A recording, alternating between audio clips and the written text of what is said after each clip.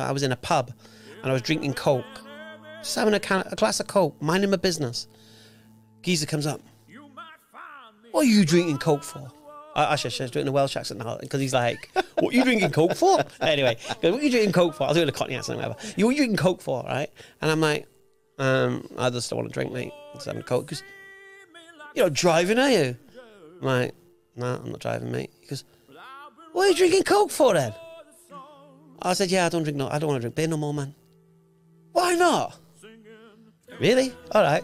15-minute lecture on alcohol and the poison within society. Wow. And what was his response? And that's before you were Muslim? Yeah, before I was Muslim, yeah. Wow. What? So it's good enough for us, but not good enough for you? Human beings are like crabs. Right. So when you have those crab pots and the crab goes in, and then another crab goes in. And then as soon as one crab tries to leave, the other crabs drag it back. Yeah. They don't let it out. And then what happens is eventually they'll go as far as cutting their legs off. Really? I didn't know that. Yeah, they will not let the other crab. And this is human beings, you see. And they went, are you Muslim? I'm like, no, I'm not Muslim. No. Well, why are you not Muslim then if you believe all that? I'm like, I don't know. Why aren't I? And I was thinking, why aren't I Muslim? I knew why I wasn't Muslim. Because I was intellectually convinced. Because human beings, they don't like change. Yeah. We hate change. The most traumatic thing in your life, have you ever moved house? Yeah, a few times. I've no idea. The kitchen's like a TARDIS. You open them cupboards and you bring... What's all this stuff? Yeah. What is all this stuff? Adrenaline and rage, I may never change. Assalamu alaikum, ladies and gentlemen, brothers and sisters. Welcome to another episode of Rerouted. So today we've got with us Hamza. How are you, bro? Alhamdulillah. So Hamza, he doesn't really need an introduction. So, mashallah. My reputation precedes me. Hamza does dawah at Speaker's Corner. He's part of an organisation called EF Dawah. He's also got his own channel called Hamza's Den, where he invites people to come and challenge their beliefs and present Islam as a belief system. Mashallah, you do a lot of work, don't you? Yeah, alhamdulillah. So you're actually getting people actually messaging you wanting to accept Islam because of this, aren't you? Yeah, alhamdulillah. Well, you want to start with that? Yeah, let's go with that first. Oh, okay. You don't want to start. Let's talk about. You want to start on the Yellow Brick Road to Oz, or you want to start? We want to start in Oz. Let's have like a little coffee first, and then we'll go. Oh, okay. Okay. Yeah. So alhamdulillah. Doing what we do, it looks kind of chaotic. You know, Speaker's Corner especially. You go there, you get there like Dhuhr time, like 1:30, 2 o'clock, and I don't shut up until I leave like at 7, 8 o'clock, and it feels like madness there. It feels like, has anyone understood anything? Because you got people raving at you, you got hecklers and all this and the other. And I sometimes walk away from that thinking, did anyone get anything from that? And then subhanallah, you start getting the messages coming in. I've seen your videos in Speaker's Corner, you make so much sense, and that thing you said there. So I'm thinking, wow, subhanallah. So we knew Speaker's Corner was having an effect, and not just an effect on non-Muslims who were messaging me in English class, like Jordan and that, yeah. It was having an effect on Muslims. And this was the biggest surprise for me, pleasant surprise, the fact that I had an intention and Allah took it to another level. So my intention was, look, I believe Islam is fantastic for my people. I'm an Englishman. I found Islam. And I want to share what I found with my people, effectively. And so that was my original intention of doing the dawah, speaking to English people, trying to resonate with English lads, dressing as I do, that they can, I had people saying to me, they've watched my videos and they're seeing this guy like dressed like, football casual. Yeah. And he's talking about religion. It makes difference, man. Yeah, it was like, their minds can't handle it. Yeah. I mean, I had another similar scenario when I was in the marketplace. I used to wear a thorb all the time, right? I used to wear a thorb. So I'm wearing a thorb, and but my trainers are like Lacoste trainers. And this Rasta guy was going past, and he saw me, and he's like, no, man. I'm like, what? He goes, look, man, you like Muslim, like, with the dress. And he goes, and then this, man, what's this? He couldn't get the fact that I didn't have to have school teacher shoes on, Right, with my thob. I was, you know, I was wearing Lacoste or I had yeah. Gazelles on or something like that. So anyway, going back to the original point. So in Speaker's Corner, we got get messages from Muslims. Oh, you've helped us rediscover our faith. It's like, wow. And then what happened? So we was going so well with Speaker's Corner, EF Dawah, the channel growing so exponentially, mashallah. You know, we translating all different languages, and we was going to Speaker's Corner once a month, getting 4 or 5 videos out of it. And then bang, COVID hit us. So, and when the COVID hit, that was like, what do we do now? So that's when we moved to the online platforms. Do you want to talk about that now? Yeah, well, I'll tell you what, we'll have a little pause because I completely forgot to tell everyone that we're going live on TikTok at the moment as well. So everyone on TikTok, if you got questions, you can put them in on TikTok, and I've got the little thing here. We can read them out. So, and everyone watching as well, don't forget to add us on TikTok. It's at iera.org, so you can join in the fun every time we do a rerouted. So yeah, but yeah, let's talk about the live streams that you've been doing. Okay, so so we started with EF Dawah. Yeah. So we thought, right, what do we do? We need to take EF Dawah live. And so let's do a response to the Christian claim. See, Christians have this claim that the Bible is historically reliable. The Christians will quote from the Bible as if these things occurred in history. They'll quote the words of Jesus as if Jesus said these words in history. And this was their claim. They also make the claim of thousands of manuscripts that prove the reliability of the New Testament. So what we decided to do, I think this was our first stream, was the historicity streams. So what we thought, well, what we're going to do, we're going to take on this challenge. Because the Christians have this idea, this concept of this reliability, let's see how historically reliable it really, really is. So we dragged Ijaz Ahmed into it, then we had Dr. Imran, and at the beginning was Sadat and Nazambo, and... You also had an awesome host at the beginning, didn't you? Yeah, I think his name was Jordan, was it something? Or was it Ben? I think it was someone called Ben, Oh, yeah. was it? Is it? Okay. Yeah, it was me. Was it you? Or was you the original host? A year and a half ago, man. It was when we didn't know the technology and stuff, and I managed to scrape it together. Me and Jordan scraped it together, so we used to take turns. SubhanAllah. And then you could do it on your own now. Yeah, so it's like... so for a year and a half now, we've been going through the historicity. And then we realised that people were loving the streams. And then it was like, well, we need to up our game now. Because once every Sunday is what? So, no, it was every 2 weeks, wasn't it? Because we didn't want to put too much pressure on Ijaz. And then we started adding more different flexes. So we added Dawah doctors, so Dawah clinics, should I say. So people who have Dawah dilemmas, they could call in. This was for Muslims to call in. Then we have The Floor Is Yours, which gives subscribers a chance to come and meet the people that they're subscribed to and chat to them and ask them questions and such. And then we had Perfect Storm, which was you'll see many platforms on different channels, yeah. But Perfect Storm is unique. And the reason why Perfect Storm is unique is because we invite people onto the Perfect Storm to tell us what their belief is and why they believe it's true. So people who watch my stuff, they know my one of my mantras. I'll have it on a t-shirt at some point. Why do you believe that? Yeah. Yeah. And I think most people don't even realize why they believe what they believe. And they don't realize that most of it is based upon assumption. Yeah. They don't know it. And so I like to highlight that. Yeah. So Perfect Storm does that. Yeah. So they'll come on. They could be, I don't know, we had the secular Quranist. We've had Christians. We've had majority is Christians and atheists. Yeah. And none have passed through the storm. Yeah, exactly. Unscathed. Well, I think the important thing to mix... talking about Dawah in general, it's really important to know what the person you're talking to, what they believe and why, or you're just talking at them instead of with them. And this is when I'm talking about one-on-one Dawah rather than what we normally do. Completely. Yeah. Even again going back to Speaker's Corner, when people come to you, Islamophobes come to you. Your prophet was this. Your prophet was that. Islam is this. You're terrorists. You need to take a little step back and not react emotionally and just think to yourself, think to the time of the Bedouin Arab urinating in the masjid, and the Prophet ﷺ said he knows no better, let him finish.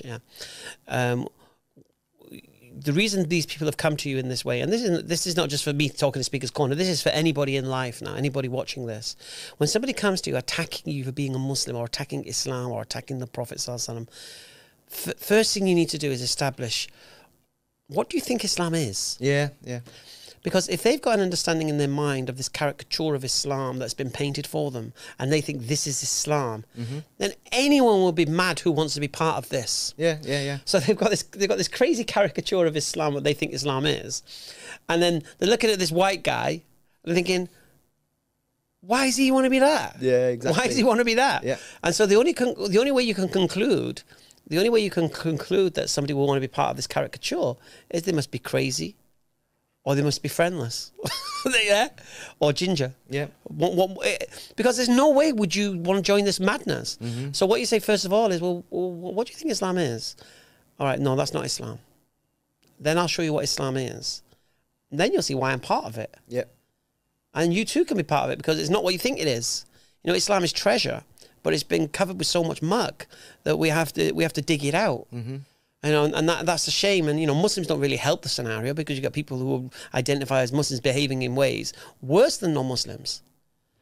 You know, and then non-Muslims going, well, I don't do this thing and I don't do that. You know what I mean? Yeah, and it's like, so we got half a battle with our Muslim community in itself initially, not behaving as Muslims should behave. You know, the first part of dawah is our behavior, as our conduct. Then people should say, why are these people like this way?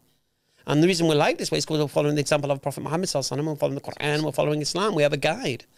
And that's why we behave that way. There has to be some kind of credit given. Because it's all right to say, yeah, just be a good person, that's enough. No, it's not. Because you might want to help a little old lady cross the street and she might thank you. But she might think, oh, this gentleman's helped me across the street. But if she identifies you as a Muslim, in her mind is this Muslim gentleman's helped me across the street. Yeah, exactly. And then when she hears things about Islam, all the Muslims are this, all the Muslims are that, she's going to be like, well, wait a minute, I've met Muslims and they're not like that. He helped me across the street, or he swept my pathway. Yeah. So the dawah is twofold. Is one, obviously, is how you present it yourself and your character. But Islam needs to take the credit for that character. I truly believe. 100%. I mean, you said that the majority of people you talk to in this sort of situation is Christians and atheists. For the people that are watching that don't actually know who you are, and if you don't, check you don't know who I am. Yeah, you don't check him out. Hamza's Den, EF Dawah. What were you before you were Muslim? Before I was a Muslim, in what sense? So what was your belief system before you were Muslim? Okay, yeah, fair enough. All right, so my belief system, I would say it was a kind of graduation. So at one point I was an atheist. Yeah. And as an atheist, I'm not talking about Dawkins, hard atheist, determinist atheist, denying the existence of God. Just didn't care. You know, and many people are like this. Yeah, you know, we had April last night on. Yeah. It doesn't really matter. Yeah. It doesn't matter to me. And that's how I was. God exists, God don't exist. I'm living my life. I'm dealing with it. I never once connected the idea or the principle that connecting to God would benefit me in my life. Yeah, I'm trying to live my life, but I never knew that would help me live that life. Yeah. Do you know what I mean? So I'm living in Maggie Thatcher's. Was it Maggie Thatcher them days? Maggie Thatcher's Britain, innit? So just getting on with life. Yeah. I think, do you know what, that sums up most Brits, I think. The majority of Brits just don't care. They're just in it to be happy. Don't really think about the big questions. A lot of Muslims assume that most Brits are Christian because of the history of the country, because there's churches everywhere. But the actual reality is they just don't. They're agnostic. They don't really think about it. They might say they're Church of England, but it doesn't mean they believe in Christianity. Well, the problem you've got if this country is a Christian country and the Queen is defender of the faith, as I've been told by some far right geezer. Right. Not all faiths, the faith. Faith is Christianity. Yeah. Oh, so explain to me, is evolution compatible with Christianity? No, it's not. But when I go to my schools in this Christian country, I am taught in science that evolution is a thing and religion is a joke. Yeah. Nobody took religion's education seriously in schools. The RE teacher used to be some kind of joke. I've said this many times. We had one called Wiggy. She clearly wore this kind of big kind of Marge Simpson wig. Right? Yeah, seriously. You're joking. Honestly. Oh, dear. And you know, you go to RE knowing this is where you're going to do your maths homework. This is where you're going to catch up on, you know, the next lesson coming up. I need to do my work for that. No one took RE seriously. I go to physics. I've got a teacher called Dr. Harrington who kidney punches you. He's half drunk and he kidney punches you. Proper kid. I'm not joking, right? What school did you go to? This is Crossy Kylie Comprehensive School in South Wales, right? See, I'm not joking, right? You come up to you, yeah? Proper kidney punching. Wow. You know, these are the days when teachers could deal with you. They could hit you. They could grab your ears and twist you. Right. They could poke you. They could do this stuff to you. It's crazy. Yeah. So I come out of school thinking science is serious. I got a kidney punching flipping physics teacher here, man. Yeah, this is serious stuff. And for me, religion was just a joke. Yeah, yeah. And then, you know, and society doesn't help. So one day you'll have a newspaper article that will say something along the lines of Myra Hindley. You know Myra Hindley? You know, do you know who she is? I've heard the name. Yeah, so Myra Hindley was the partner of Ian Brady, who murdered all the kids. Oh, yeah, yeah, yeah. Right. Yeah. And finally she died. Right. Big headline in the Sun. Myra Hindley burn in hell. Right, okay, so you believe in hell. And then the next day, on the Sun newspaper, oh, we found our common ancestor, and it's like some kind of worm or something. You're like, well, relax. You know, the mixed messages here. Do you believe in hell? Yeah, do you believe in hell? All right? Or is it just a euphemism? And do you believe we evolved from monkeys and fish and stuff? Because you can't have that and then have that. So this is what society is in. This is the mess it's in.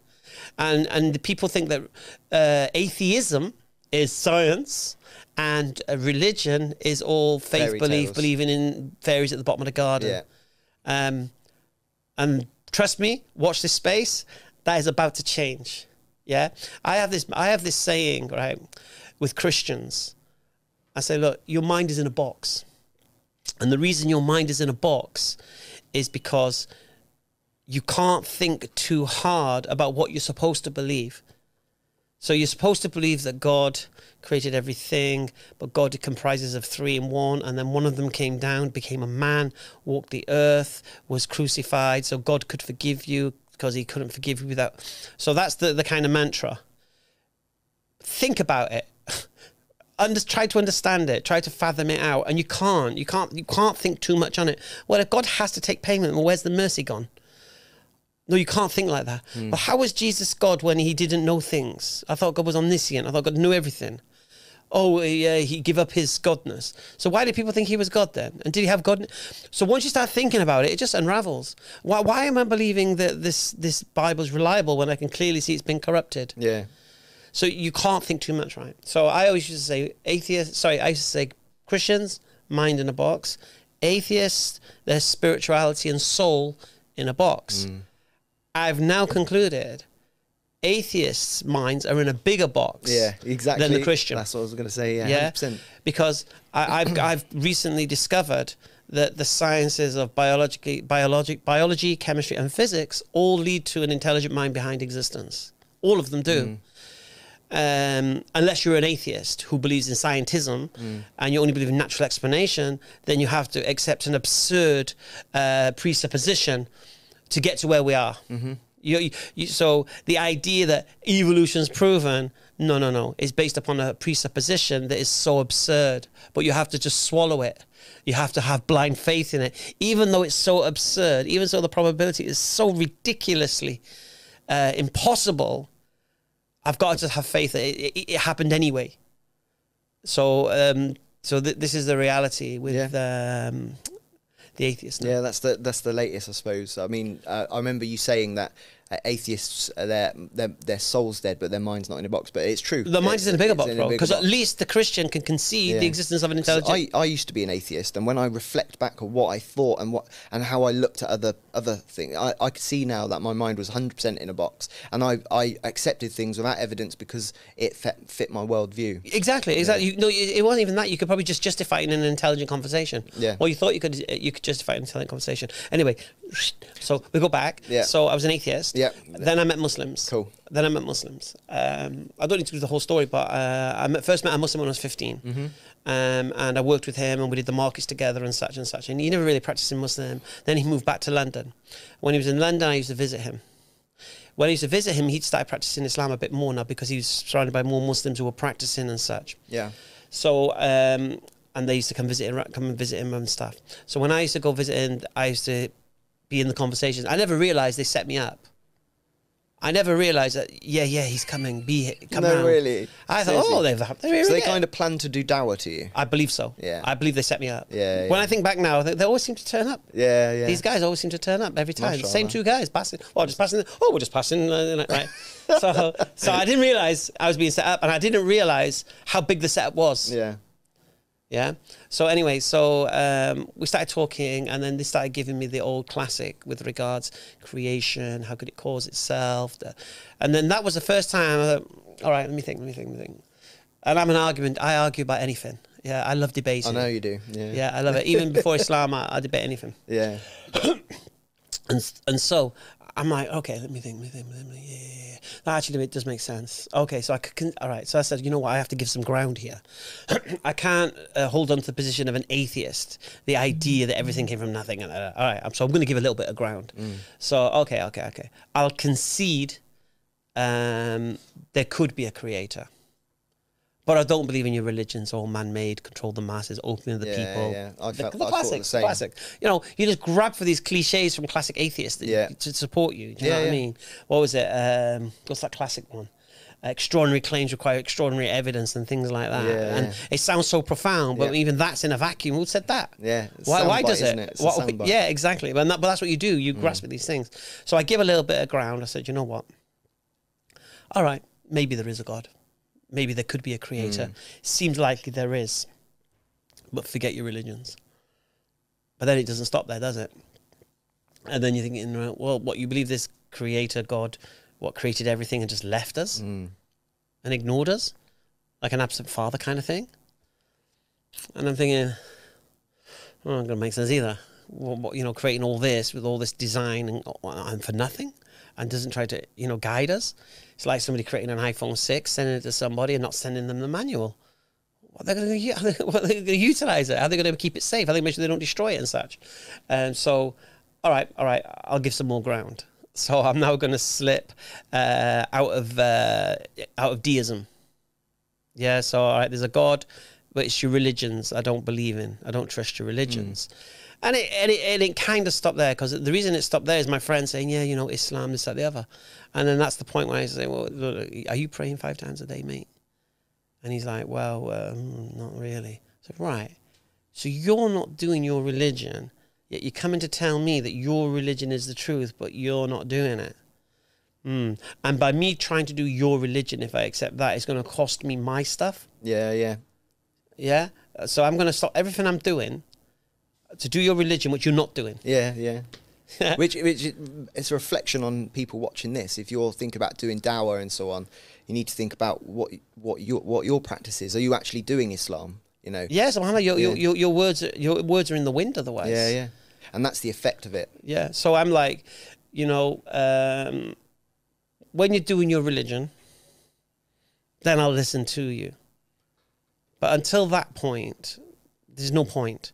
Because you're not doing it. So you don't really believe it's true. It's just because you're born into it. Yeah. And you feel you have to live it. Yeah.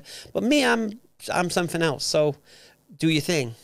So that's the position we're at now. So I've gone from being an atheist to a theist. But I'm not selecting any religions because I just don't trust them. And I don't really want to go that far, because I don't, you know, I'm living my life, I'm doing my thing. You know. And then I was a financial advisor. I had my own finance company. I used to I was really good at it as well. So like the way I would work is somebody would contact me. I'd put an advert in a newspaper. Can't get a mortgage, can't get a loan. CCJ, self-employed, no accounts. Call us, Freedom Finance. We'll sort. Honestly, that's really what it was, right? And so they would call me. And they're saying, oh, yeah, hi, I've got a house and it's getting repossessed and this, that, the other. And I'm like, okay, no problem. So what I would do is say, right, I'd get the repossession stopped.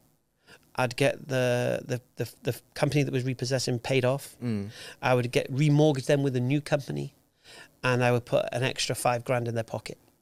And they'd be paying less than what they were paying before. Yeah. That's how good I was. Yeah, literally, advert in the paper, job done. So we put in adverts in all the local papers, so, you know, like Ilford Recorder and this. Anyway, not here, in South Wales. Yeah. And then so I was really good at it. And they were the days when finance, they were just giving money away. Ridiculous, man. I think my business would have completely collapsed in the bank crash. All the companies that I used to do mortgages to, it all went down. All the subprime lending. Allah saved you, bro. Oh, yeah, subhanAllah. Right. So what happened then is I then started branching out. So I'm in South Wales. So I contacted some people in Bolton. And I said, you guys, all you need to do is put the same advert that we put in our newspapers, in your newspapers, local newspapers. When somebody contacts you, fill out this form, fax it to me.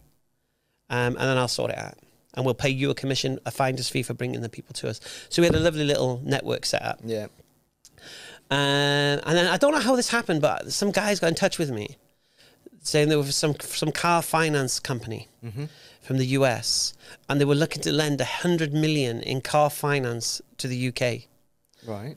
And because they've seen my network of brokers, they wanted me to use that same formula to pump out car finance. Right. Right. It would have made us millionaires. Wow. It really, really would. Right. SubhanAllah. And I don't know how they found me.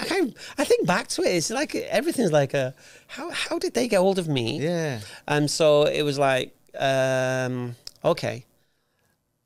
Yeah, all right, no worries. So we agreed to meet at the Grosvenor Hotel, opposite the US Embassy in London. All right, on September the 13th, 2001. Wow. Right. So I'm like to my dad, I said, look, I'll go down. I'll go stay with my friend, my Muslim friend, because I grew up with him from the age of 15. I'll go down and stay with him for about a week. I'll do the meeting on, I think it's the Wednesday. I think the meeting was on a Friday, if I'm not wrong, 13th. So I'll go down and stay with him, do the meeting, smash it, because I'll smash it. I'll convince them to go with us. Job done. So my dad's thinking swimming pools, Ferraris, we're going to make it. We've made it. Wow. We've made this connection. We're going to be master brokers. We're going to make so much commission. So that's the dream. Me, I'm thinking, because I had this ambition to own a football club. I had this ambition to, fly by helicopter to Old Trafford to watch United play. Wow. I wanted to own racehorses. These are my kind of ambitions. Do you get me? Yeah. And now finally look like something was going to facilitate that dream. So imagine you've got this dream, and when you say, people laugh at you and you say, I want to buy a football club, and they're like, huh. I said, no, but seriously, I do. I want to own a football club. Because that was my flex, right? Yeah. And sounds like you. 100%. Yeah. And this now was providing a means to do it. Yeah. Because I knew the finance would do it, because the way we were working, we're remortgaging people, we're clearing their debt. You could contact me and say, yeah, I've got no accounts now. I just signed this, you're a builder, you're earning 60 grand a year. There you go, that's it, job done. Legally. Some little old lady, she wants a loan, on a house, and you're like, okay, do you do any work? No, I don't work. Do you do any sewing? Yeah, all right, you're a seamstress. All right, job done. Yeah, wow. This is how simple it was then, right? So I knew that if I continue this, I'm gonna smash it. Yeah. Because even with that, it was like, so whenever we did this thing, so I filled out one bit of paper and an application form. If they got the loan or mortgage, I got 500 quid off the person who did the job for. So as soon as they get mortgage offer, they would pay me 500. As soon as the mortgage got paid, I would get 500 off the bank. So I'd making a grand for everyone. Yeah. So I kind of had a route to it. Then all of a sudden, this car finance flex came along. So wow, this is next level. So I said, I'll go to London, right? So I'm sat on the 11th of September in my friend's solicitor's office. And then someone said, switch on the news. Something's happened in New York. I'm like, what? Something's happened in New York. He said, yeah, some plane's gone into a building. You're joking. Yeah, and I'm thinking... You're joking. Well, you were with your Muslim friends when that I was happened? sat in the office, right? And some planes went into a building. So I'm thinking just like a little biplane has just gone into a building. And they said, oh my God, another one's gone in. This is something else. So obviously my American guys are like, sorry, we have to cancel the meeting. We got people in them towers. Yeah, so they went back to America. So the meeting was supposed to take place on September the 13th. September 11th happened.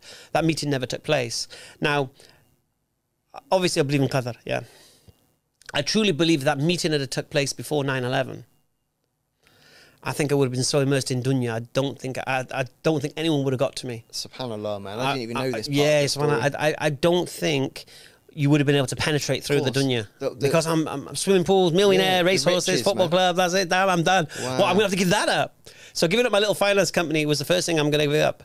I've just agreed to, I've got this on the table, right? So anyway, so at this point now, I'm like, well, the meeting's not going to happen now. The meeting's not going to happen now. So I might as well go back. Yeah. Yeah, so I go back to Wales. And then obviously, Muslims, terrorists, this, that, the other. So I'm like in the pub. And everyone's like attacking Islam and such. And then my friend's from London speaking to me on the phone, and he's talking about Islam again. And I'm saying, are you praying 5 times a day? And he go, yeah, we all are. Oh, crap. All right, that means I have to listen now. And then when I listen, subhanAllah. No, I've missed something out. Sorry, forgive me. No worries. Prior to all of this, I'd stopped drinking alcohol. Yeah. I stopped drinking alcohol because of what I heard from those guys who knock on my mate's door. Yeah. And I was like, you know what? That makes sense. absolute sense. And it was, you know, and even at my sister's wedding, yeah, I didn't drink a drop. I didn't say, oh, just because my sister. And why are you drinking? Alcohol's no good for us. I don't know why people drink it. It's wrong. And what a Muslim is, I'm just saying, I'm just not going to drink alcohol. Yeah. And, you know, I even came as far, sorry, I'm digressing a little bit, but even came as far that I was in a pub and I was drinking Coke, just having a glass of Coke, minding my business. Geezer comes up. What are you drinking Coke for? I should do it in a Welsh accent now because he's like, what are you drinking Coke for? Anyway, what are you drinking Coke for? I'll do it in a Cockney accent or whatever. What are you drinking Coke for, right? And I'm like, I just don't want to drink, mate. I'm just having a Coke. Because you're not driving, are you? I'm like, no, I'm not driving, mate. He goes, what are you drinking Coke for then? I said, yeah, I don't want to drink beer no more, man. Why not? Really? All right. 15-minute lecture on alcohol and the poison within society. Wow. And what was his response? That's before you were Muslim? Yeah, before I was Muslim, yeah. Wow. What? So it's good enough for us, but not good enough for you? What you want? And I had a physical fight with him. Wow, subhanAllah. I had a physical fist fight with him because I didn't want to drink alcohol no more. And what it is I've used this euphemism before, it's like crabs. Human beings are like crabs. Right. So when you have those crab pots and the crab goes in, Yeah. and then another crab goes in. And then as soon as one crab tries to leave, the other crabs drag it back. Yeah. They don't let it out. And then what happens is eventually they'll go as far as cutting their legs off. Really? I didn't know that. Yeah, they will not let the other crab. And this is human beings, you see. Because human beings, they don't like change. Yeah. We hate change. The most traumatic thing in your life, have you ever moved house? Yeah, a few times. I've no idea. The kitchen's like a TARDIS. You open them cupboards and you bring in... What's all this stuff? Yeah. What is all this stuff? You know, we hate changing houses. We hate changing jobs. We hate change. We hate changing everything. This is just human beings. We do not like change. We're creatures of habit. We do what we do. So when someone's showing you a valid reason that you really should change, you want to try and drag them back into your pit. Mm-hmm. Because once they get out of that pit, then you have to consider, well, why am I still here? Yeah. Are they right or am I right? And such. So this happened.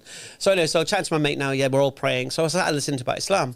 Anyway, back in the pub, these Muslims, I'm like, well, no, Islam doesn't teach that. And I started giving dawah. Yeah, Islam teaches this. Yeah, you know, good to your parents, this, that, and, you know, and all that. What are you on about? Yeah. I said, yeah, you know, Islam's not what you think it is. I did the same. Yeah. Same sort of thing, yeah. And they went, are you Muslim? I'm like, no, I'm not Muslim. No. Well, why are you not Muslim then if you believe all that? I'm like, I don't know. Why aren't I? And I was thinking to myself, why aren't I Muslim? I knew why I wasn't Muslim. Because I was intellectually convinced. And this is what I was saying to April last night on the show. There's 3 fitras we have. There's 3 things you have to align. Fitra of the mind, fitra of the heart, and fitra of the desires, the nafs. Yeah. So I was convinced here, but my desires are like, not having it, mate. Do you know what that's going to mean? That's going to mean that you're going to have to stop gambling. It's going to mean that if your girlfriend don't marry you, you ain't going to just live with her anymore. Do you know what it's going to mean? You're not going to be able to do your finance no more. Yeah? What you're going to do for work, where you're going to live. Oh, bloody hell, I don't know. You're going to lose your daughters, mate. So I'm like, oh, wow.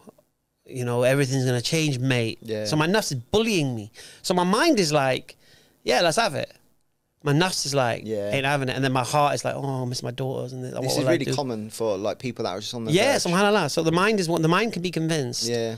But it's the nafs and the qalb, the heart, that need to align with that, right? So that was kind of the position that I was at. So I believe Islam is true. I'm defending Islam. But I just don't want to give this stuff up. Then anyway, I went to to see a client for one of these mortgages, and on the motorway I didn't see they'd put cones in the fast lane. Right. And it was heavy rain. And my car went into the cones. I didn't realize, and I was like skidded to a halt, SubhanAllah. and the rain was beating down on my car, and I was just there thinking, oh I could have died. I could have died. And then that's when the realization came to me, but what then? Yeah. What then? SubhanAllah. And I was like, well, I would have said goodbye to my kids and my girlfriend and my business and my gambling and all of these things anyway, because I'm not, everything's temporary. What am I doing? What am I doing? So anyway, I was like, profound, bro. I'm thinking, I think I need to do this. So anyway, so I'll go back to London because the meeting with these geezers from America has recommenced. Oh, wow. Been rearranged. So I go back to London, and I think it was a week later, 2 weeks later. I know there was a minute silence going on, right? Right. And I was sat in the Grosvenor Hotel. Yeah. With these two American businessmen, car finance, going on, right? And then when the silence came, and I was just looking out the window thinking, what am I doing here? Yeah. I'm not interested in this. What am I doing here? I think I'm going to be a Muslim, man. This is going to be pointless. Literally. So basically, I don't know if I messed up the meeting or I just wasn't interested. I don't know what. Again, it just feels like a blur. Yeah. And I left that meeting and I came home and I said, you know what? I said to my girlfriend, look, I'm doing it. No, I went to my friend's house first, took my shahada. Yeah? Yeah. I said to him, what do I do? And he goes, well, you just raise your finger and you say these words. I said, right, let's do it. I'll do it here now, yeah? All right, done. Wow, Boom, let's do it. Shahada, bang, done. Muslim. Right, now what? Well, now what do I do? I'm Muslim. Yeah. He's like, well, that's it. You're Muslim now. Yeah. Okay. So what do I do now? And he couldn't really answer me. He was like, well, you need to learn to pray. Okay, fantastic. Okay, how do I do that? And I was like, I learned Fatiha in a day and, I just smashed it, yeah. So I go back to Wales now, tell my girlfriend what's happened. Now the funny thing is, right, she'd heard all the dawah I heard. She was close herself. And whether she ever gets to see this, she knows she was so close herself. And I came back, she goes, you've done it, haven't you? I said, yep. I couldn't resist. And, and her family threatened to cut her off and this, that, the other, if she even considered this thing. And I said, look, you need to marry me. We need to get married now. We can't live the way we're living because we've been a boyfriend and girlfriend. It sounds weird, boyfriend and girlfriend at the age of 27 for like 6.5 years. It's common. We've got 2 daughters, 3 and 4 years of age. We need to get married because I can't live here with you if we're not married. I'm not going to marry you as a Muslim. I'm not going to bring my kids up that way. Oh, man. I said, listen, you don't need to be a Muslim, but I'm going to bring my girls up as Muslims. Yeah, no, I'm not having that. I was like, okay, fine. I went to tell my dad, Dad, sorry to tell you this. I've become Muslim and I can't do finance no more. Because what? I said, I can't do the business no more. I said, I've set it up. So all the work we've got going through now will cover any expenses we've got right now, but I'm done. And, and he said to me, can't you do it for 6 more weeks? I said, I can't do it for 1 more second. I'm done. I've left that ready. That will cover everything. I'm not leaving you in debt or anything like that. And he said, get out. He's like screaming at me, get out. Yeah. Actually, sorry, I've missed a part out. So before I took my shahada, I was saying to my mate, what would I do? Where would I live? How would I work and stuff? I'm going to lose everything. And it was when he said to me, and this is where the nafs gets sorted out. He said to me, look, if you need somewhere to stay, I've got a room, come and stay with me. Yeah. His brother said, look, I'll give you office manager job in my solicitor's practice. Cool. Yeah, it needs sorting out. I reckon you're the guy to do it. So then my nafs are like, wow. So I've got somewhere to stay and I've got an income. And that's our basic necessity. Yeah. Somewhere to stay and income. Because from there you can rebuild. Yeah. Yeah. So there was nothing stopping me now. So then I went back to Wales, did what I did, get out. Okay, no worries. Said goodbye to my girls, cried my eyes. I've never cried so much in my life. And I just got in my car, this is in South Wales, drove to London. And that was the end of my life in Wales. My father refused to speak to me for 15 years. SubhanAllah, man. SubhanAllah. Wow, next level. So that's like that a lot of people's experience becoming Muslim, it's a slow progression, like with family and friends and things. Yeah. And I know. yours was a cut. No, like it must have been so hard, man. It must have been so hard. I didn't see the point in this, me personally. Yeah. What am I doing? Gradually this and gradually that. What? I take shahada, I clean my sins up. All the haram that I had done and such at that time has been forgiven. I've got a blank slate, and now what? I'm going to start and I'm going to continue living the same way. Yeah, yeah. It just doesn't make any sense. Why? You know, my girlfriend would have married me the next day if I wasn't a Muslim. Yeah. Because I'm a Muslim now, you got a problem with that? Yeah. What happened to the love? What happened there? Do you understand? Yeah. You know, and so so I did my hijrah. I left everything. I left every single friend, every single contact, every single acquaintance, everything, business. I literally came to live in London. I just brought my Vauxhall Cavalier car and a bag of clothes. And that was it. So you've set off a completely new life. You're quite in deep with the Muslim community in London, yeah? Or you moved in? My friend, obviously, he had his little mini network. Yeah, yeah. So the Muslims were active in researching their religion and such, because up to that point, they were just born Muslims. Now, all of a sudden, they're being accosted in the street because they identify as being Muslim. Yeah. They need to know their religion, man. So everyone was, there was a serious... Everyone was in deep search after 9/11. Wow. That's what I mean, don't get me wrong, I don't know what the community were doing prior to 9/11. Yeah. But I know they're changing my friend because of 9/11. Yeah. Do you get me? Yeah, definitely. So so when you moved to London, you've just like your life's completely changed, got a different job in a different area, and now you're on this journey, and it sounded like you're keen to learn as well. Oh, bro, 8 books. Yeah, wow. I was at this bookshop, and I was there just buying book after book after book. Is that how you learnt your Islam, or did someone help you in your journey? No, I never had. I've never took a sheikh, or I've never took a madhab or a school of thought, or a particular masjid with thought a certain way, or a group. So many groups wanted me to join them. Oh, come join us, come with us, come with us. I said, listen, guys, I'm not interested in group mentality. I don't become part of a group and think as the group think. I think for myself. I'll learn for myself. I'll study for myself and reflect on myself. Now, the funny thing was, at this time, I used to go to Whitechapel Mosque, where it was like a new revert thing on a Saturday. Okay. And there was a guy there from, I think, Swindon University, and he was doing like a project on new Muslims. Right. And he was there looking for new reverts, and he basically filmed most of Ramadan. Right. Here. So my initial interest into Islam was documented and filmed. I wish I had that film today. It would be so funny looking back on it. You know what I mean?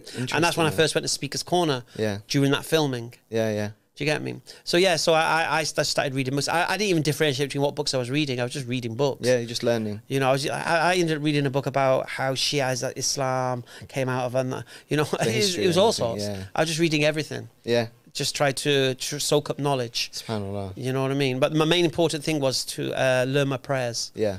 And learn how to, you know, recite the prayers in Arabic. Yeah. You know, and like I said, smash that. So when you become Muslim, roughly the same time, the Muslim friends you had, they were kind of starting their journey as a practicing Muslim. Is that right? Yes. So you had a group learning together then, yeah? Ish. How was it? Yeah, kind of. Yeah, so there was no like group sessions or anything like that. No. It was just living life. Yeah, just getting on with it, and then like, you know. Yeah, we would go to talks and things. Yeah. Well, we didn't know, we couldn't differentiate between what was a talk beneficial or not. And I think we ended up so many times in Tablighi talks. Yeah. Thinking that, you know, you know what I mean? And then we met this guy, really friendly guy, and then, you know, he was asking us to go on gush and this and that and things. And so I said everyone had to drag me towards their thing because they could see how dynamic I was. Yeah. You know, I was ruthless. I was so zealous in the sense of, if you were Muslim and you weren't doing your deen, you're in trouble. If I come across you and I see you're doing something that's not Islamic, oh, you're not going to smoke around me, mate. You're one of those guys. Yeah, you're not praying? What are you doing praying, mate? What are you doing? What's more important than prayer? Come on, message say, let's go. Proper. Going to kebab shops. Why are you not shouting for Jummah? Going to kebab shop. What's that picture on the wall, man? Astaghfirullah. Yeah. You Muslims, is meat halal? Why you got that haram on the wall? And you don't you care more about money than you do about the deen? Yeah. How do you know your meat's halal? Maybe Tony buys your meat. I don't know. Proper, mate, and you know, this kebab shop shut for Jummah. These guys took this picture off the wall and put up this. Wow, really? Oh bro, it was like it's like half naked Indian one picture looking in the mirror. I'm like, I'm in there. I'm like, bro, what's that? And he goes, what? I goes, that picture, man. Astaghfirullah. He goes, yeah, but the customers like it. I says, well, when I'm a customer, I don't like it. I would never bring my family just sitting here with that nonsense on the wall. Yeah. Why have you got it on the wall? Oh, well, you know, we don't just have Muslim customers. I said, bro, you meet halal? Yeah, my meat's halal. Well, why? Why should you meet by halal? Yeah, because, you know, I'm Muslim and my customers... Oh, wait, what's up? So your customers are Muslim, so you got halal meat for them, and yet this is catering for who? Right? And subhanAllah, I'm not joking. The week later I went, right? Oh, dear. That picture was gone. Yeah. And there was like a picture of a house and a lake and trees. Yeah, mashallah. So that's how I was. Yeah. And then I think what further helped me in my deen, I got married 3.5 months later. Yeah.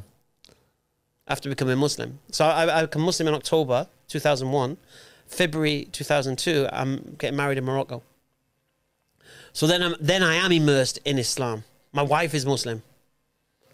You know? So I always wonder about people who accept Islam who don't get married. Jordan, I'm looking at you, mate. Right? Yeah? Who don't get married. Because you don't get that, what's that word? That bubble of Islam around you. Yeah. In your day-to-day, in your waking up, going to sleep, around your house. And it's just not there. Do you know what, I want to tell a story now, because actually to the audience. So Hamza, when I became Muslim, I've told my story before on Rerouted. So I had a bit of a flip in the middle, and I came back to the Deen. I contacted EF Dawah. You're a part of that, and you guys were my mentors getting back on the Deen. And it was actually a chat with you about how amazing Islamic marriage is, which made me go, well, I've got to get married then. Because I was saying to you, look, you need to marry a Muslim man. Yeah. Yeah, because, you know, all right, I was going to marry my girlfriend. Yeah. I'm so happy I didn't. I really am so happy. I'm so happy the road that Allah had for me wasn't that. Yeah. Do you know what I mean? I think for clarification wise for everyone, when I first became a Muslim, I was with this girlfriend. This was 9 years ago. And I did a nikah with her. So I did what you wanted to do with your girlfriend at the time, and she accepted, but she didn't accept it as a marriage. Yeah. So it was like this weird little thing we did, and that was it, and it was back. Well, to all it meant was that it's halal. I'll say it in a no. I'll say it as the way I say it. Yeah. Pillow talk is sweeter than kitchen table talk. Right. Does that make sense? Yeah, it does. Yeah. And that's the reality. Yeah. So you do the nikah, which is fine, but then that doesn't mean you stop there. Yeah. That just gives you the opportunity to remain in that environment and work on her. Yeah. And try to show her how Islam has changed you and how it can benefit her and how it would benefit you as a family and such and such and such. But obviously that's why you would do that nikah. It's just to make things halal for you. Yeah. But her is another story. She's doing what she's doing, but at least you can be there to try to change her. Exactly. I think the hardest thing would be... Give dawah to her. Yeah, I think the hardest thing would be is if you was in a relationship with somebody who's not married. Now, if someone's married already, it's not a problem. But if you're in a relationship with somebody, just like girlfriend or whatever, and you accept Islam, but they don't, I can't imagine remaining there. Yeah, so that's basically what happened to me. I was doing dawah to my girlfriend, and it was at a point where she couldn't really, it made sense. It made complete sense. I can't really refute it. And this was the big decision for me. She said, do you know what? It doesn't matter if it was proven to be true. I still don't think I'd probably follow it. You know what I mean? She said it like this. You know what I mean? As if it was going to be, I was going to go, yeah, I know what you mean. I'm a Muslim. No, I don't want to be a Muslim either. I've got to do this because it's true. That's the thing. It doesn't matter if you like it or not. It's true. Done. It is what it is. Yeah, exactly. Because I said one thing to... so I have to put a caveat in all of this scenario. Yeah. So I didn't just leave my girlfriend and rush off to get married. For 10 weeks, I worked on my girlfriend from London, phoning her, talking to her, explaining to her. Wow, I didn't know that. Yeah, 10 weeks. Okay. And it came to a point, and she said to me, my mum and my family have said, if I do this, they'll cut me off. They won't want to know me. And this is a problem that we have in, people go on about, oh, you Muslims honor killing. And look, people need to understand one thing. For an English person, boy or girl, man or woman, to come out in the 21st century in England to say they're Muslim, the reactions of a lot of the families is disgusting. You get girls thrown to the streets. Yes. You're not my daughter no more. I've got somebody I'm going to have a chat with soon, and well, there's one I want to have a chat with. This young girl. She's 18. She's really interested in Islam, but her mum would just completely disown her if she becomes Muslim. Wow. Yeah. And I've got another girl who's 17, and I said to her, look, I can't speak to you until you're 18. Yeah. And her brother accepted Islam, but then he died. I think. Wow. I think she said he was 21. I'm not wrong. Now her mother and father hated him for when he became Muslim, but now he died. Now they're all like, oh, do you know what I mean? But they hate Islam, and so this is a scenario. So I understand how hard it is. But the idea that this is an accepting, tolerant society is absolute garbage. Yeah. Oh, we accept homosexuality and all this kind of stuff, and gay marriage, and all this kind of stuff. Teach LGBT to our kids in school, no problem at all. We're so tolerant, such a tolerant nation. But your child thinks of choosing their own religion, and you flip. You know what I mean? It's a madness. So anyway, so she said they said they'll disown me. So I thought, I need a clever comeback here. I said, you know what? But guess what? Let's say you choose them over me. They're going to die one day. Then what? Do you know what her response was? What? What if you die? I was like, oh yeah, kind of miss her. Because if I die, then she's all completely alone. Yeah. And so that's when she made her decision to do what she did. And, give that story a happy ending, because people may, how heartless was this guy to walk out on his girlfriend and his 2 little daughters for religion and stuff, right? Now, this is kind of evidence of qadr from Allah. All right, just very quickly. My girlfriend's from a very strong family. Ex-girlfriend, should I say. Very strong women family. Big family up from where she's from. And the women are all tough women. And the men are henpecked in those relationships. Right? Right. When I first got with my girlfriend, because she was like cock of her year. She was like, tough girl. I said, listen, just don't try to control me. Ain't gonna happen. It ain't gonna happen. Don't try and henpeck me. It just won't work. Right? Don't try and tell me what to do. No one tells me what to do. That's it. All right, Dan. So that was that. All right. So anyway, I accepted Islam October. Her birthday was in November, I believe. And she went back up north to her hometown. And she was in a nightclub on her birthday, I think November the 30th, if I'm not wrong. And she sees this guy, right? And she says, what's he doing here? Right? Because she thought it was me. Because there's this guy, right, listen, spitting image of me. That's weird. Same name as me. Subhanallah. No way. Same name, Darren. Oh, wow. Right? Spitting image of me. Same name as me. Yeah. I seen a picture of him. He looked like me when I was drunk. That's weird. I'm not joking, right? And wallahi, it's like Allah, and he's henpecked. Right. Right? And she actually had a go at me when I spoke to her afterwards. She goes, you've made me a thing to him because of the way. I said, listen, relax. It's what you wanted. You wanted a guy you could bully about. You got it. It's not what you needed. You needed me to give you a kind of a barrier. But it's what you wanted and you got it. So look at this. It's like Allah said, right, I'm taking him and here's what you want. So even my girlfriend, and she married him and she's got a kid with him. And, do you know, and he come from a relationship where he got custody of his daughter who was the same age as my daughter. So the point here is it's like Allah replaced me for her. And they've been married 20 years and whatever, and job done. Do you get me? So it wasn't that I just left them in the lurch. You know, she'd gone back to the bosom of her family, and so that was that. So I just wanted to tie that up in case people think of some kind of why'd you abandon your kids? Well, no, it doesn't work that way. There are people who abandon their kids and leave their kids for a lot worse reasons than what I've just said. I've just chosen, my girlfriend doesn't want to marry me, and what can I do? No, it just shows that no one can say anything from a like an hour interview. Like, life's deep and every day's long. And it sounds like you had lots of conversations, and the journey you had learning Islam, she was learning Islam and so on like that. So yeah, I wouldn't worry about that, bro. But yeah, that's an awesome story. So as I was saying earlier, you helped me with my journey in Islam, and you've helped Jordan, and actually we have a group full of reverts, and what made you want to help other new Muslims on their journey? Because I realised that some of the people taking their shahadas with us were not in a Muslim environment. Like me, I was in a Muslim environment. You know, I accepted Islam. I lived with my Muslim friends. I worked with Muslim friends. I was going to the mosque. It was Ramadan. I was amongst Muslims. I was feeling the community. I was feeling Islam. Okay.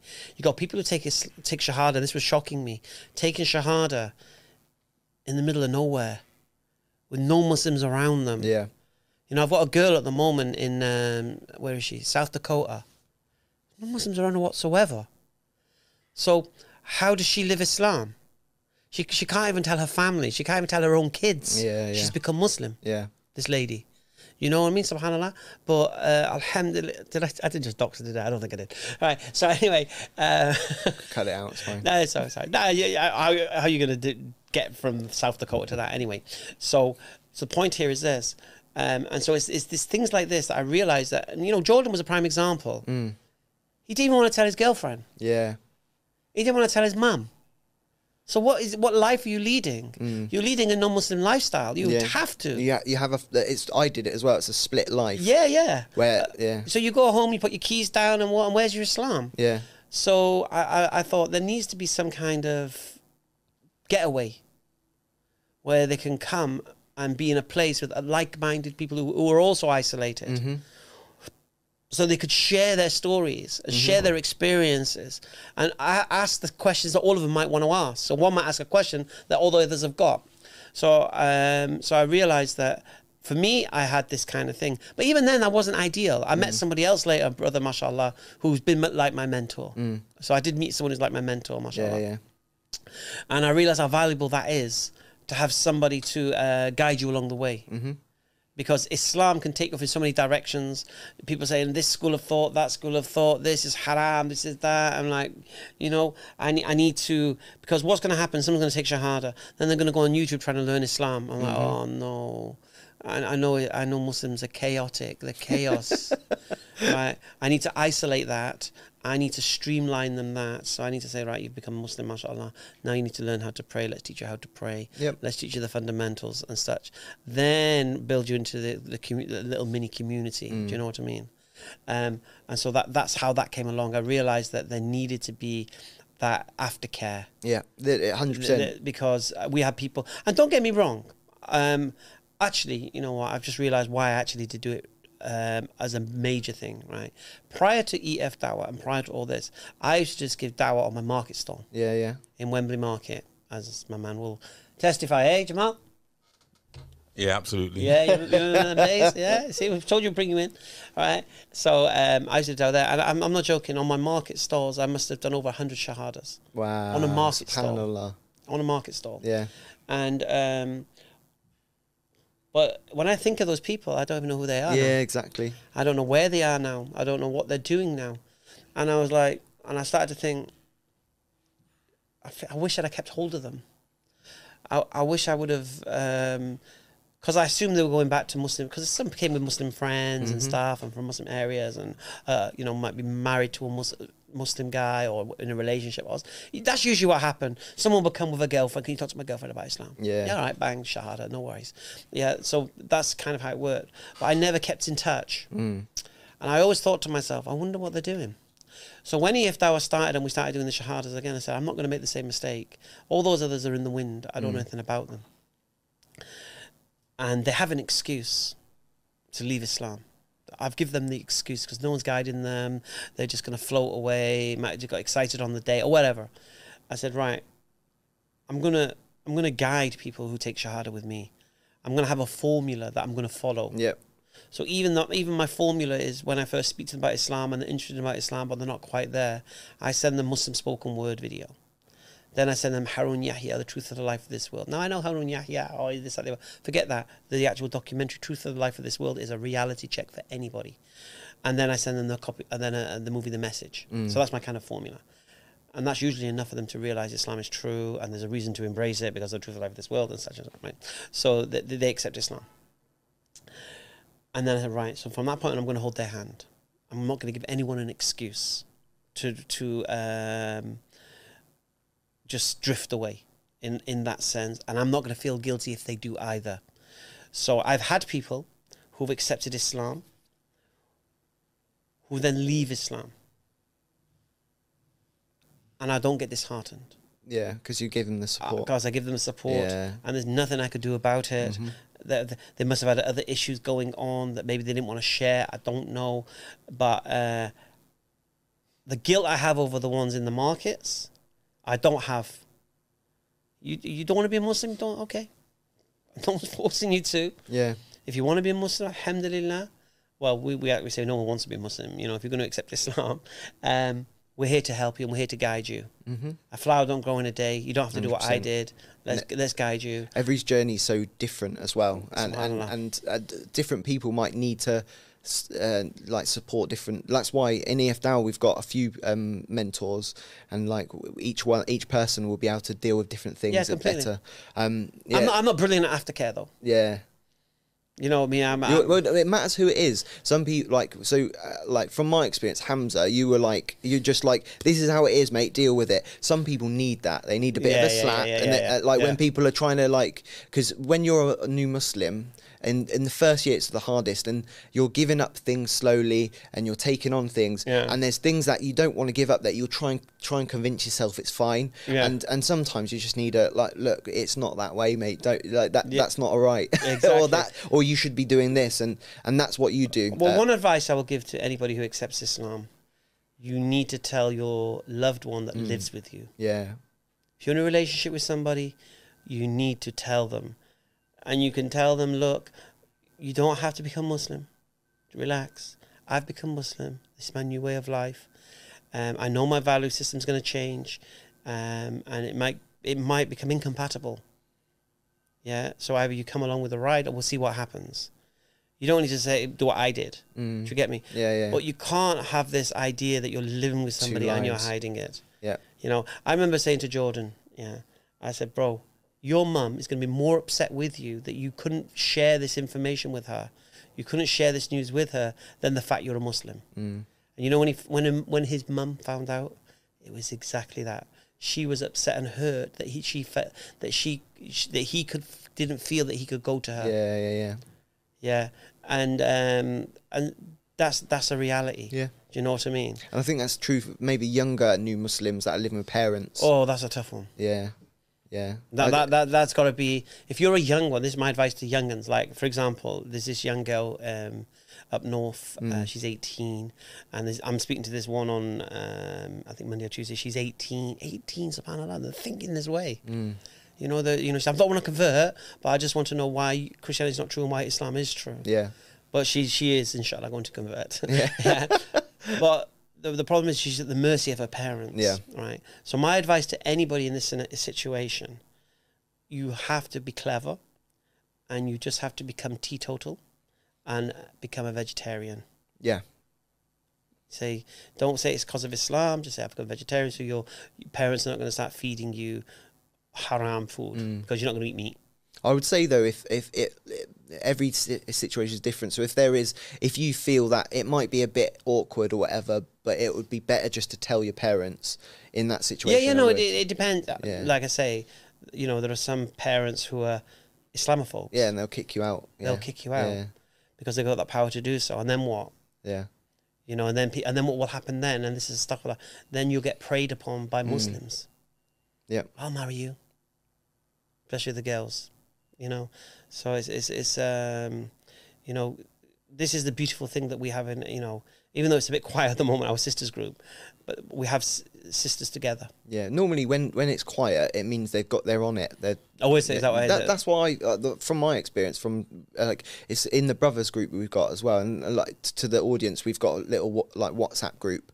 And when things are quiet, it's because they don't need the support as much. They're getting on. That's true. And then when a new person comes in, that's a new Muslim. That's where it gets lively again, because that person needs help and so on. In fact, I just want to bring it back to the audience. So if you're a new Muslim, and you feel that you could benefit from a mentor like I benefited from Hamza, what we talked about, if you look in the description of the video, there's a new Muslim support page where you can learn your deen and so on like that. And if you're a Muslim, a practicing born Muslim, or maybe even a revert that wants to help new Muslims, there's a link down there below as well where you can become a mentor. And I think, like you said, a lot of people, without any aftercare, they kind of drift away, or they get, they need a bit of help, and that's what IER are trying to do. We're trying to help people after the shahada, not just get to give the shahada. Yeah. Well, look, I've seen people give shahadas at dawah tables. And you're like, is that really shahada?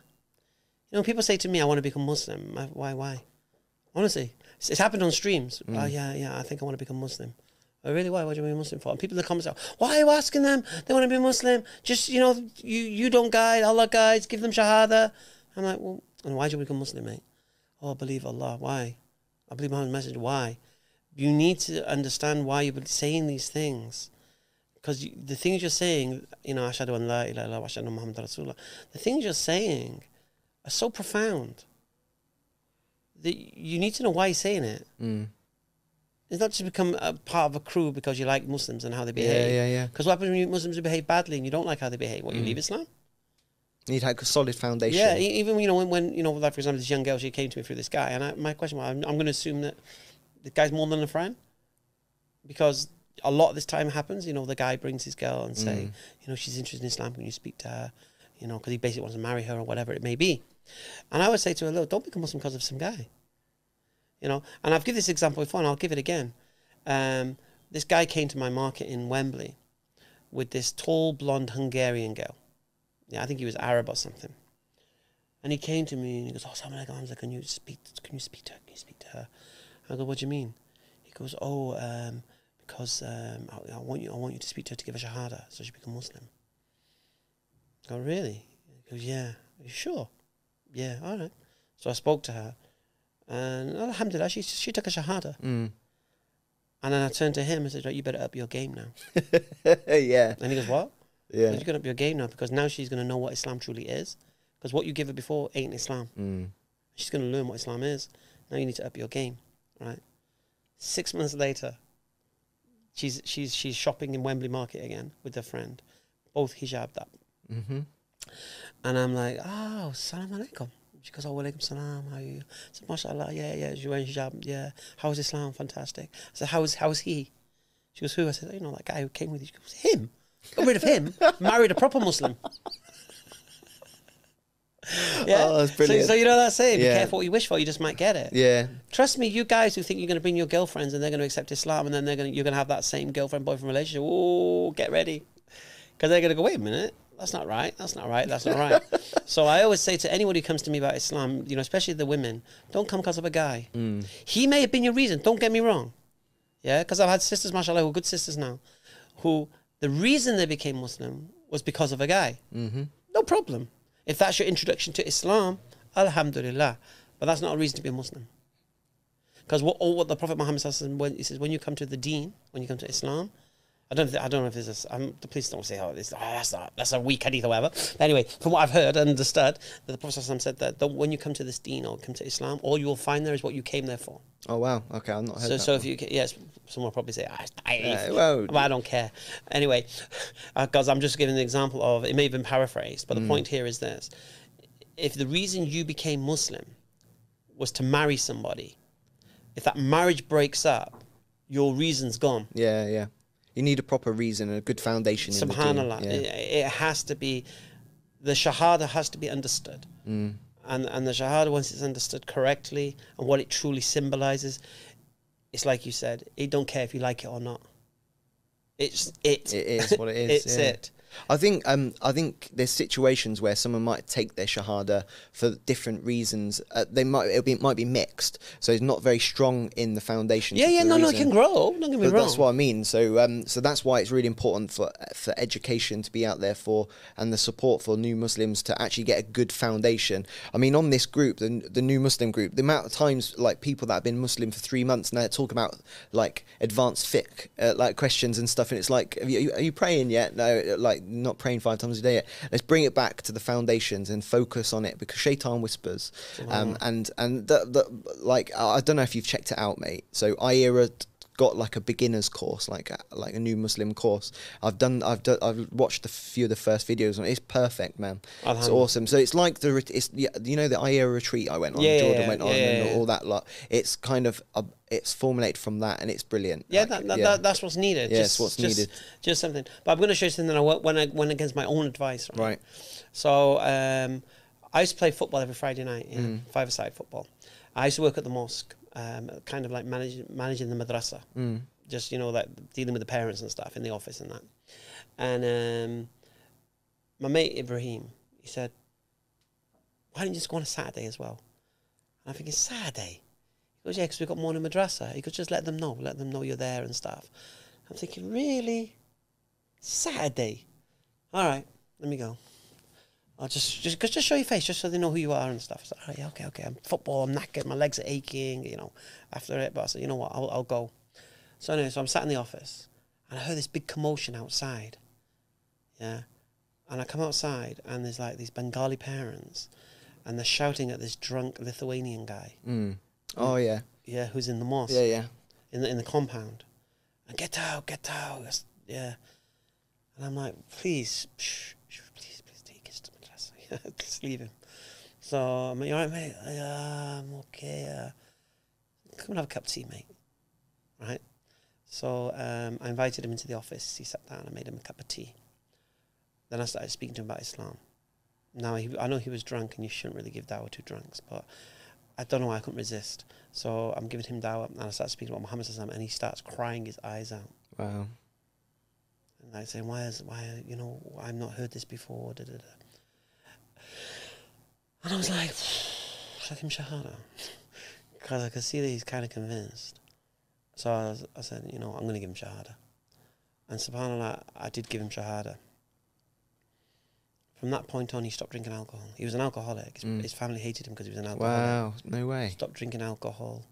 He ended up with the Tablighi Jamaat, going on Jamaats, this, that. And I seen him like 3 years later, you know, short kameez, beard. And honestly, that's what happens. And no, but it's just amazing that transformed his life. Just one chance encounter. Because I shouldn't have been there that Saturday. I don't work Saturdays. It's just because Ibrahim's would be there that Saturday. And just because I heard the Bengali shouting at him, and I went out. And now, if I wasn't there that day, what would have happened? I don't know. Would he just wandered off down the street after being shouted at, get out of the mosque? So it's just amazing in life. You don't know how you're going to impact people. Yeah. You really, really don't. So you should never prejudge people. Because you see this drunk Eastern European guy, you're thinking, this guy is just a drunk. Yeah. But because his background, culture, he's never heard of Islam. There are people waiting who are like fertile soil, just waiting to hear the message of Islam. And we've got to tell them. We've got to tell them, but we can't. We've got to make sure that we're behaving in the way of Islam. Yeah. You know, because I have this thing, and it's really controversial. I mean, if I say it, I guarantee you're going to get comments in it. But I like controversy. I ask this question: like, who is more the unbeliever? The one who says he believes in Allah, believes in Islam, believes in the Quran, believes in the Prophet Muhammad ﷺ, yet doesn't act upon it, or the one who doesn't know, the one who doesn't have a chance to not believe in it? Who is more the unbeliever? Now, for me, the one who's claiming to believe in Allah and the Quran and doesn't act upon it, do you really believe? Do you have yaqeen? Do you truly believe this thing's going to happen, or do you think it's fairy stories? Because I've seen people, kafar. What are you talking about? Whoa, relax. My dad's kafar. My dad's not a Muslim, mate. And now the point here is this: you're Muslim. They've not heard Islam. And they may have heard Islam, but the Islam they're hearing is Muslim grooming gangs. Yeah, isn't Islam. That's cultural. You know, how do you know it's Ramadan in our area? You know, your local drug dealer's wearing a topi. Yeah? That's the reality. That's the reality. So, we Muslims, we need to step up our game. Yeah, we need to present Islam and demonstrate. I know I said this earlier, but demonstrate what Islam can do for you. Yep. You know, I was listening to... you know, Milahan, the Philosopher's Corner. Yeah. Okay, inshallah. I'm going to interview her on Tuesday. And I was listening to her the other day, and she says things that just need to be said, but are never said. So she's saying that, you know, Muslim women get this, you're oppressed, and, you know, you're downtrodden, and you've got no rights. She's saying, Muslim women need to come out and say what they're getting. the security they have, the comfort they have, the rights they have, how comfortable they are. They don't need to be chasing a career. They're relaxing at home with their kids. They don't need childcare to take care of it. Muslim women need to come out and say this thing. And so Millihan says this. And it's true. Muslim women need to tell Western women what they're missing out on. Because at the moment, the reputation of a Muslim woman is she's oppressed and downtrodden and has no rights. You know, there's some countries where they're going to stop you getting education or going to work or going on school trips if you're not dressed a certain way. You know what country that is? France. France. Yeah. And all of a sudden we're worried about Afghanistan. The Taliban have come back now. Women are going to get oppressed now. Women are getting oppressed in France. Women are told on beaches you need to strip.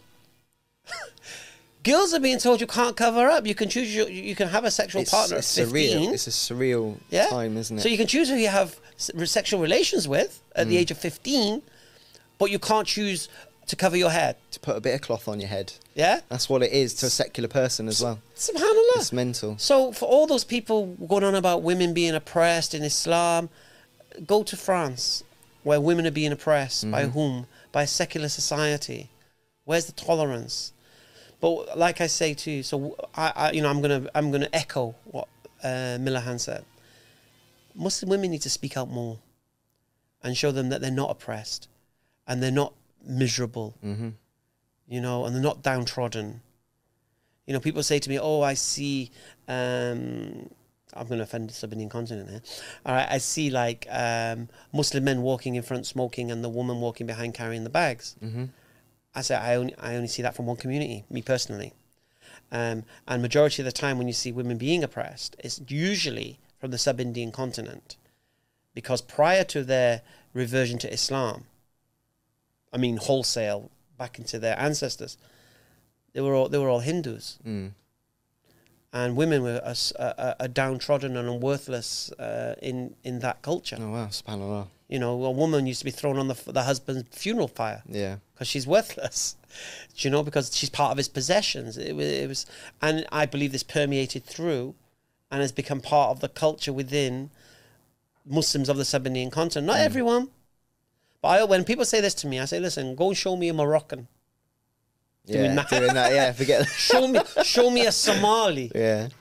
Who's carrying the bags behind her husband walking in. I challenge you. So, I'm going to vocalize it again that, you know, we as Muslims, we need to show how fantastic Islam is. Not just reverts to Islam, how fantastic Islam has made us, how we've got away from all the evils and such. No, Muslims who are living as Muslims, born as Muslims, why they love that religion, why they're so happy they were born into that religion. Do you know, so many times, subhanAllah, on my streams, I get Muslims saying, I thank Allah I was born a Muslim. Yeah, alhamdulillah. You know, because they've already been put in the right place. Because trying to explain these other things is just a madness. Trying to explain Christianity or atheism and such. You know, it's so funny. We had this one guy, young lad, 18 again. Mashallah, my channel's attracting young lads, right? And he was a Christian. And he said, I don't think Christianity is true. He goes, so I'm going to become an atheist. Right? Yeah. All right. All right, yeah. Good. I said, fantastic. That's half the job, because that's what I want to do. I want to take you out of Christianity, take you to atheism, take you to agnosticism, and then bring you back to Islam. That's the journey. Right. Right. And he came back with the I can't be an atheist. Yeah. And he goes, I mean, like, why? He goes, it's so hard. Because you've got to think of everything yourself. Yeah. You know, you got to make every decision yourself, and you got to fool yourself that that what you think is some sort of foundational morality. Like you got to kid yourself on your morality. Haven't you? You've got no moral anchor. You just got to follow society blindly. I used to think being an atheist was easy. I used to think being an atheist was easy, and one atheist corrected me. He said, "Well, it's not easy being an atheist, because we have to think for ourselves in every matter." And hopefully choose the right thing. And I said, subhanAllah. Stabbing in the dark, aren't you? In Islam, we don't have to do that. Yeah. We're given choices that you'll get in life, but we're given a guide as to what's going to benefit and what's going to harm.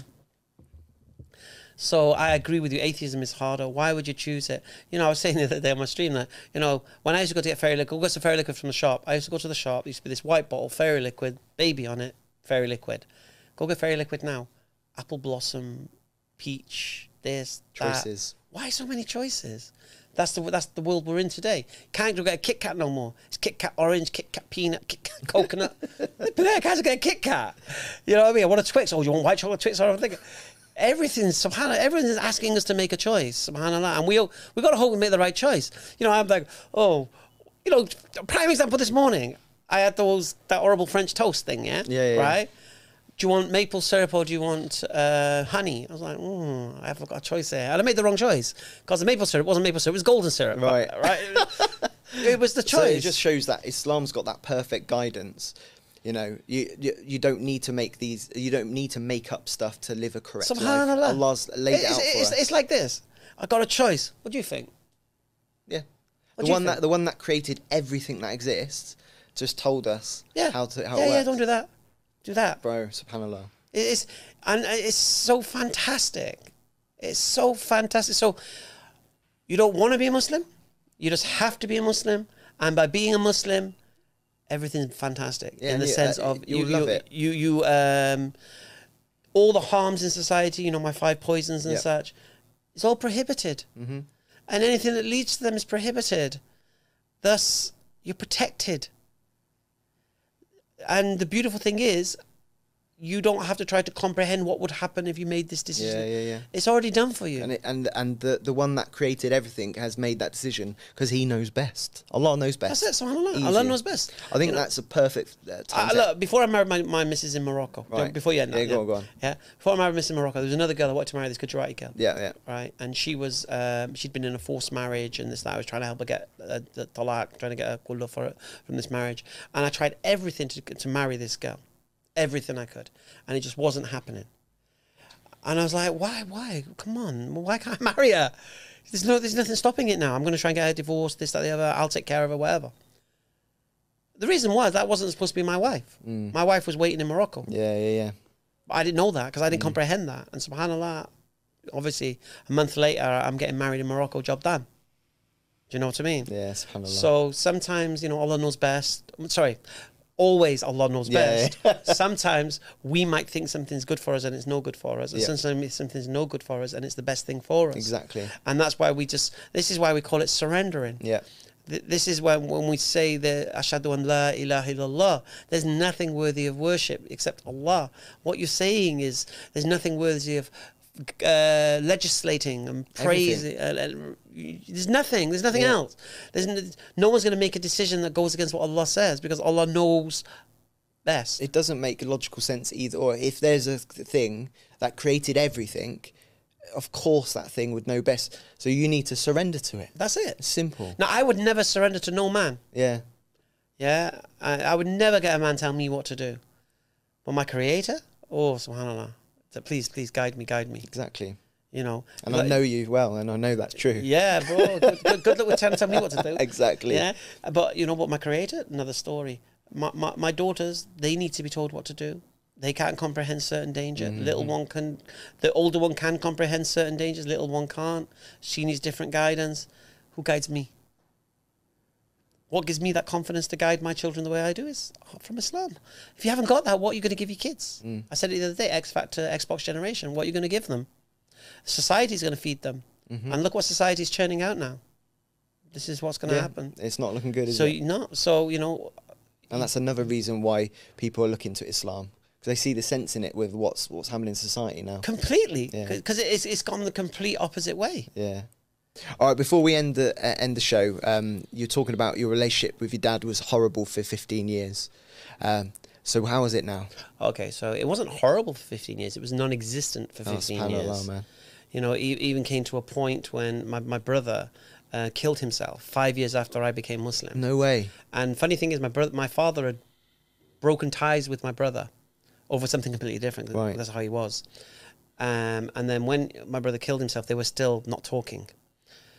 And then, anyway, so after 5 years, I spoke to my dad, and he was visiting my aunt's house, and I was on the phone, and I was saying, yeah, it's really, really sad what happened, or whatever. And he goes, yeah, I've made my peace with him. And I'm thinking, yeah, but he's dead. I've made your peace with him. He died before you could make your peace, right? Yeah. So I'm thinking, oh, maybe this is a doorway to reconciliation. So I said, yeah, you know what? I think we should make our peace now. And he goes, no, you made your bed, you lie in it. That's 5 years after you become 5 Muslim. years after.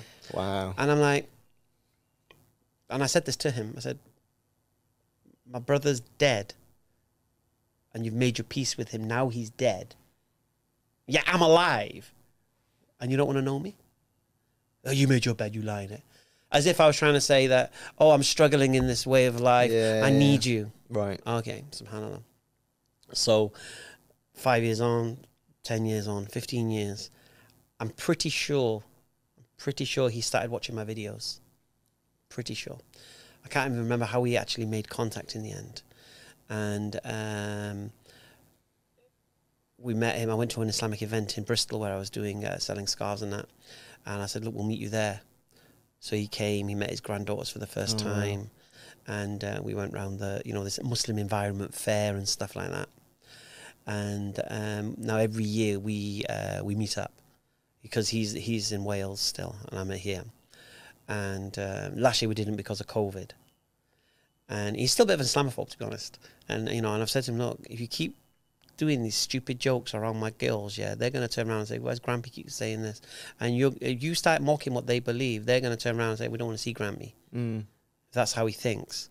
So he's had to tailor, because he's read Daily Mail all his life, The Sun, and it's Brexit, and he's a Trump supporter. He's that. Yeah. And the thing is, you see, and it's become to a stage now where I believe the young buck has overtaken the old stag. Yeah, and I think he's struggling with that. Because when I growing up, he was the most intelligent man I knew. He knew everything, played Trivial Pursuit, man. He got all the pieces of the pie and he'd win, no problem. When it comes to these points, I started hearing his position, and I was rinsing his positions completely. And I'm thinking, stick to things you know. Because it looks like you kind of bluff it now, right? So anyway, he loves the bones off me now. And in fact, next weekend he's coming down and we're going to do a tour of London Dungeon, and go-karting, and no, we're not going to do Trek Adventure. Doing London Dungeon. Yeah, we'll do. I've booked a speedboat. Awesome. And he's going to come down and we're going to show him. I'm going to take him to on the Saturday. I'm going to take him to another Islamic event in my area where there's like fun fair and stuff. We'll take the kids out, and he's just going to be around Muslims everywhere. My dad. He's completely broken. He's melted. His heart's melted for my daughters. He realizes now.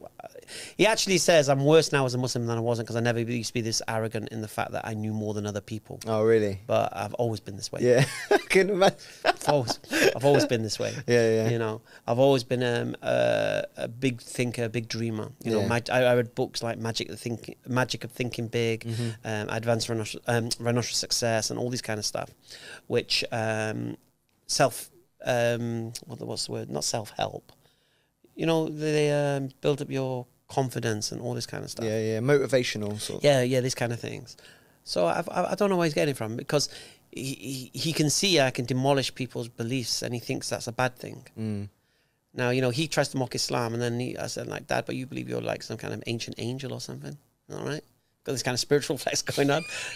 My kids laugh. We don't want to talk about ancient angels. Yeah, so so just leave Islam alone. Yeah. So the thing, and I'm not going to be a hypocrite again here.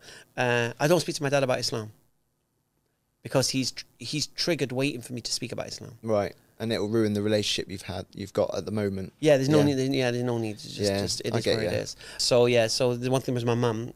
She found out after 20 years I became Muslim because my mum and father separated, and she was opposite.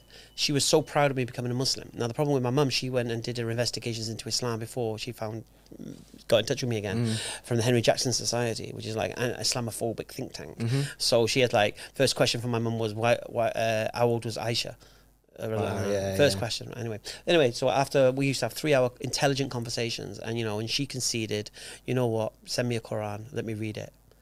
I didn't. 2 weeks later, she had a fall, lost her mind, got Alzheimer's, in a old person's home. COVID hits, and then she dies. So this is one for anybody. Do not delay do not delay. If your parents say, look, let me see this book, or do not delay. Take this opportunity, because my mum went from 3-hour conversations, brilliant conversations, going everywhere intellectually, to not even knowing who I was. Wow. So just be careful, subhanAllah. SubhanAllah, man.